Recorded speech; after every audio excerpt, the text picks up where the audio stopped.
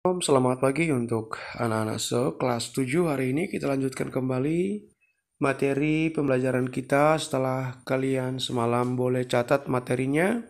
Sekarang saya akan jelaskan materi dengan topik membangun solidaritas di tengah masyarakat yang majemuk ya. Membangun solidaritas di tengah masyarakat majemuk. Tentunya kalian sudah pelajari kemarin itu apa arti dari solidaritas, yaitu berbela rasa kepada sesama dengan rasa simpati empati ya. Lalu majemuk itu artinya masyarakat yang beragam. Dan memang di dalam negara kita ini ada istilah Bhinneka Tunggal Ika, artinya berbeda-beda ya, tetapi kita satu juga sebagai anak bangsa. Baik, kita lanjutkan membangun solidaritas.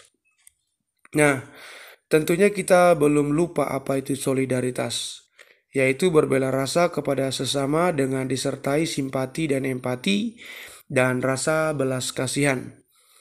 Jadi banyak sesama yang sangat butuh solidaritas kita. Banyak orang yang membutuhkan bela rasa, rasa simpati, rasa empati, dan rasa belas kasihan kita. Kalau kalian lihat gambar di samping ini adalah menunjukkan sebuah sifat solidaritas, yaitu berbagi, peduli kepada sesama yang sangat-sangat membutuhkan.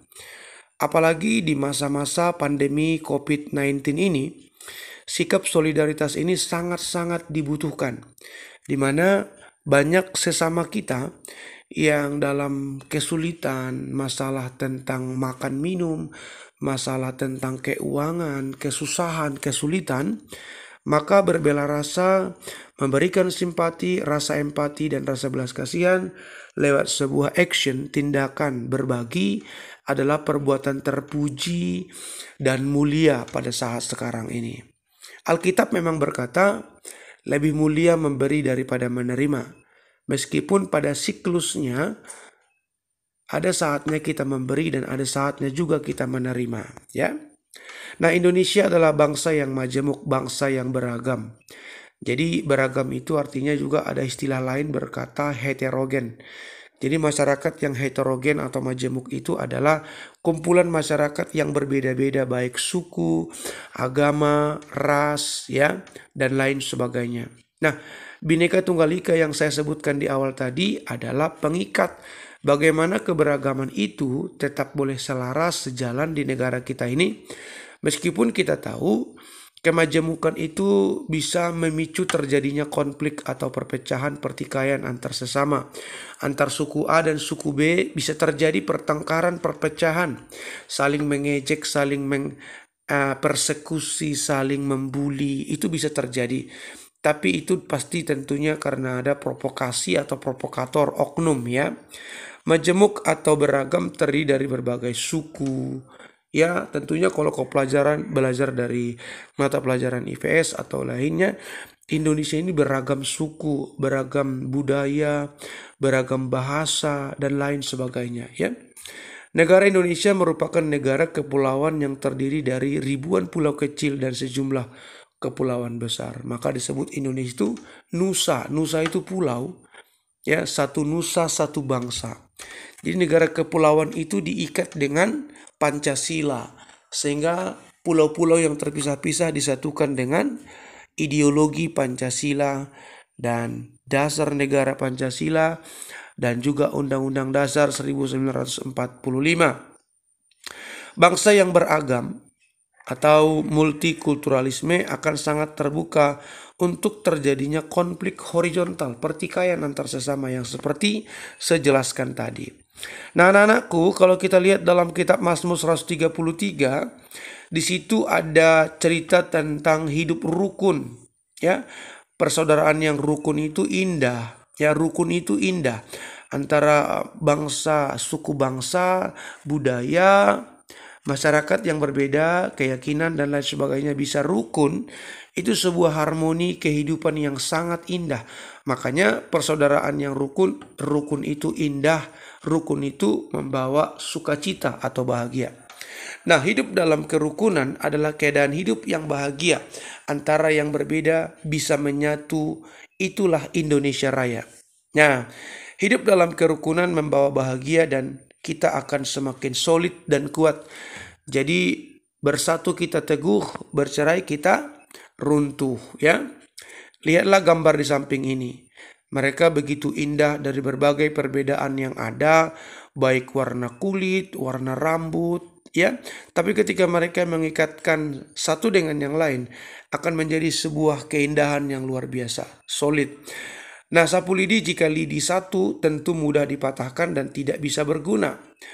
Tetapi kalau lidi disatukan dengan lidi yang lain sehingga menjadi ikatan yang kuat dan besar, maka kumpulan lidi tersebut bisa berfungsi membersihkan sampah. Ya, jadi bersatu kita teguh, bercerai kita runtuh. Nah, fakta hidup di tengah masyarakat. Ya, fakta hidup di tengah masyarakat itu, ini ada gambar, ini namanya Nick Pujisik. Dia nggak ada tangan, nggak ada kaki, tapi dia bisa berhasil menjadi inspirator bagi banyak orang. Dia bisa bermain komputer, dia bisa berenang, dia S2 manajemen, dia punya istri yang sangat cantik dan punya anak-anak, dia punya pekerjaan dan dia sudah keliling dunia untuk memberikan motivasi kepada banyak orang. Kalau yang cacat saja bisa punya kemampuan yang luar biasa, masakan kita yang normal tidak bisa? Maka ada fakta-fakta hidup dalam tengah masyarakat itu, misalnya bicara tentang kemiskinan, ya. Ada orang-orang yang menderita, ditekan baik oleh oknum atau organisasi. Ada begitu banyak masalah dalam dunia ini. Nah, timbullah konflik, ya, antara kaya dan miskin itu terlalu tajam diskriminasinya. Ya, lalu ada tindakan kriminal, alasan tidak makan, lalu merampok, membunuh, mencuri. Lalu ada orang-orang menderita secara fisik, orang-orang yang berkebutuhan khusus, tunarungu, tunawicara, tunadaksa, ada orang bisu, tuli, ada orang cacat, ya seperti Nick Pujisik ini. Lalu juga ada yang menderita jiwa, gangguan psikologi, gila, ya. Ada juga masalah internal, eksternal, masalah dalam diri kita, masalah di luar diri kita. Itulah fakta tentang hidup. Nah, bentuk-bentuk solidaritas di tengah masyarakat majemuk yang dapat diwujudkan sebagai remaja. 1. Sikap menghargai teman dan orang lain dalam berbagai perbedaan. Toleransilah dijaga, ya. Menghargai penganut agama lain dalam semua aturan agama termasuk ibadahnya. Nah, sebentar lagi umat Islam akan beribadah puasa. Mari kita agama yang lain menjaga toleransi supaya tidak terganggu puasa mereka. Berteman dengan seseorang tanpa memandang perbedaan yang ada. Jangan pilih-pilih kawan. Jangan hanya berteman dengan orang yang satu suku kita, satu marga kita, tapi juga bertemanlah dengan banyak orang. Dapat bekerja sama dan menolong teman dan sesama tanpa memandang perbedaan agama, suku, dan status sosial. Ya, miskin kaya, bodoh pintar, ya. Menghancurkan tembok eksklusivisme dalam masyarakat seperti kaya miskin, cerdas bodoh, orang berpendidikan, dan orang buta huruf.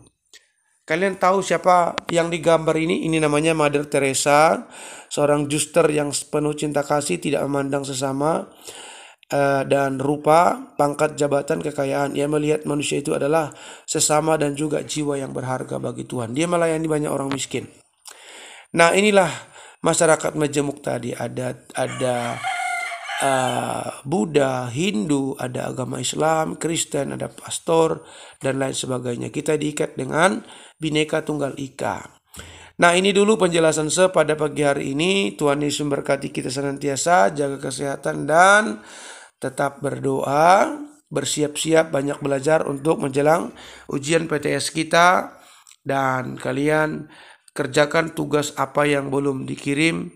Ya, saya belum terima kiriman tugas rekaman pembacaan ayat firman Tuhan. Yang merasa belum, segera kirim ke saya supaya nilainya bisa diinput. Ingat, ini nilai untuk kenaikan kelas, jadi jangan lalai. Baik, terima kasih buat pagi hari ini. Selamat pagi menjelang